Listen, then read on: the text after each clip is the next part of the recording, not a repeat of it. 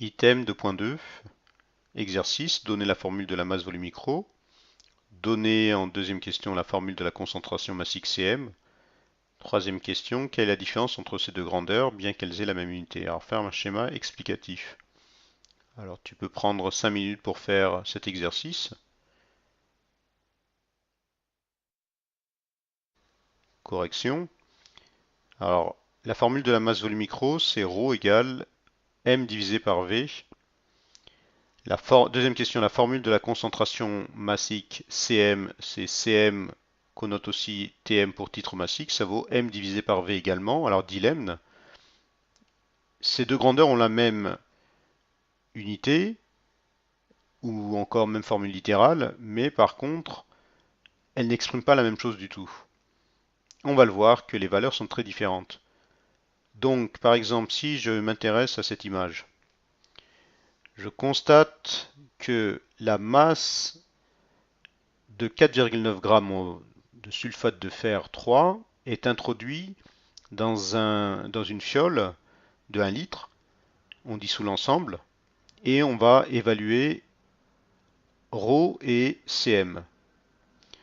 Alors, ρ vaut la masse de l'ensemble, c'est-à-dire des 1 litre d'eau plus des 4,9 grammes de sulfate de fer. 1 litre d'eau, c'est 1 kg. Donc si je rajoute à ces 1 kg les 0,0049 grammes de sulfate de fer, ça fait une masse totale M de 1,0049 kg. L'ensemble est dissous dans 1 litre d'eau, donc ma masse volumique ρ vaut 1,0449 kg par litre. À présent, je vais essayer de évaluer la concentration massique. Alors, la concentration massique, c'est la masse de soluté divisée par le volume du solvant. Donc je te rappelle que le soluté, c'est le sulfate ici, et c'est la poudre ou un gaz qu'on a dissous dans le solvant qui est l'eau. Alors on a dissous 4,9 grammes dans 1 litre d'eau, donc ma concentration massique serait 4,9 grammes par litre. Si j'exprime ça en kilogrammes par litre pour avoir la même unité et le comparer à la masse volumique ρ, on aurait Cm égale 0,0049 kg par litre.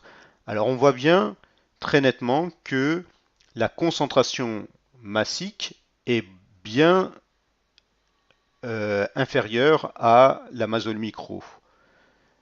Ce qui répond à la question 3. Alors, en ce qui concerne les unités, alors en physique, on définit souvent les masses en kilogrammes, les volumes en mètres cubes et la masse volumique en kilogrammes par mètre cube. Pour la chimie, alors l'unité pour ρ et Cm sont M s'exprime en grammes, ce qui est logique. En général, quand tu fais une expérience, tu prends quelques grammes de soluté que tu as pesé dans une balance. Le volume, ça va être en millilitres ou en centimètres cubes, c'est la même chose. Éventuellement, et plus rarement en litres. Parce que en TP, tu travailles rarement avec 1 litre. Et finalement, la masse volumique ρ ou encore la concentration massique sera donnée plutôt en grammes par millilitre ou grammes par centimètre cube. Une erreur courante, c'est de ne pas savoir distinguer la masse volumique de la concentration massique.